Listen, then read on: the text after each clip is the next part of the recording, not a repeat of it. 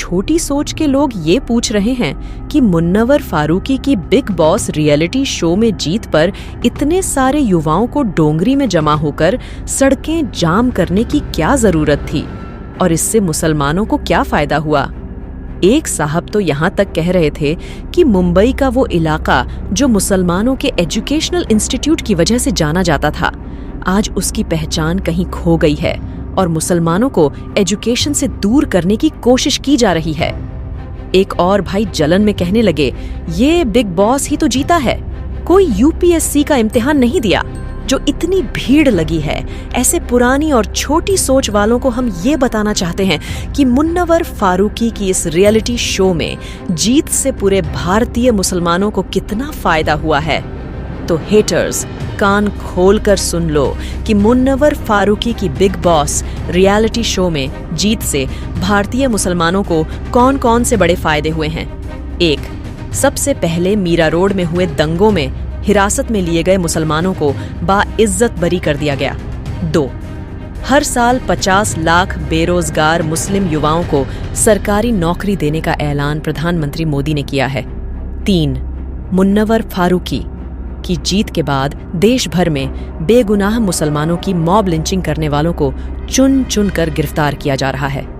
4. भारतीय मुसलमानों की शिक्षा दर में अचानक ही भारी बढ़ोतरी दर्ज की गई है। 5. मुसलमानों की आर्थिक स्थिति भी अचानक ही सुधर गई है। 6.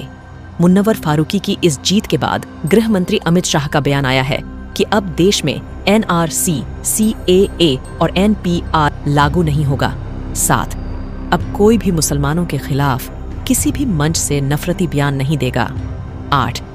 अलग अलग मामलों में जेलों में बंद बेगुनाह मुसलमानों को फौरन रिहाई का आदेश सुप्रीम कोर्ट ने जारी किया है।